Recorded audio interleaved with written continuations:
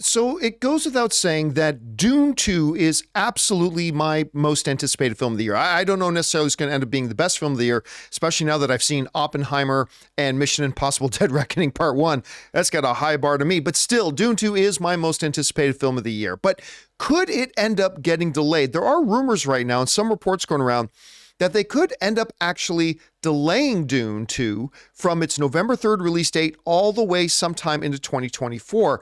And the reason they're saying this is because, well, there's a writers and an actors strike going on. Now, you may very well and understandably want to ask yourself, well, wait a minute, what? Dune 2's already done shooting. I mean, they obviously don't need any more writing and they don't need the actors anymore. There's no more, sort of reshoots that they need. It's done. It's in the can. It's ready to come out.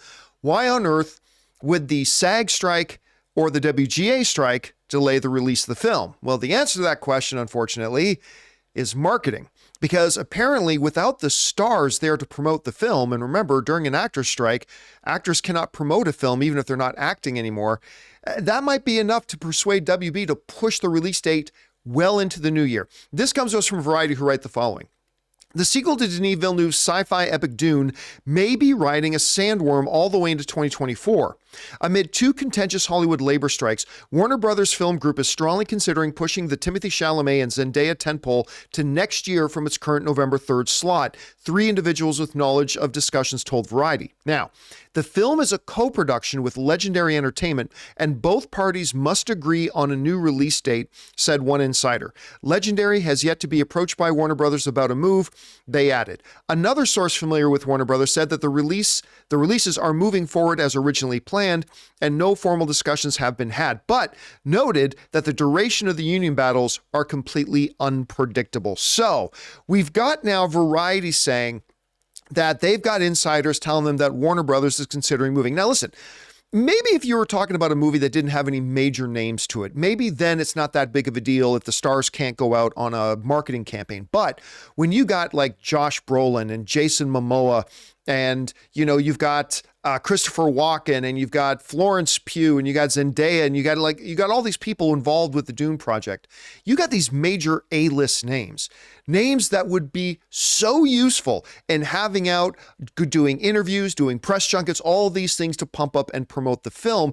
And with them maybe not being available, that's a problem. Now, they absolutely want Dune 2 to have the best chances possible to succeed. Because when you look at the success of the first Dune movie, you can see why. Like, look, the first Dune movie, I don't understand how it only has an 83. I mean, an 83 is a great rating, but that should be in the 90s easily. But whatever, not all movies are for everybody, so whatever. But it had an 83% critic rating, a 90% audience rating, and a $402 million box office pull. Now, you might be saying to yourself, 402 million as a box office total isn't that great. And you wouldn't be wrong, except that Dune was one of the movies that the former head of Warner Brothers, Jason Kilar, made the stupid, idiotic decision to release movies during the pandemic, both in theaters and on HBO Max at the same time. The fact that this movie managed to pull in $402 million while it was also playing on TV at the same time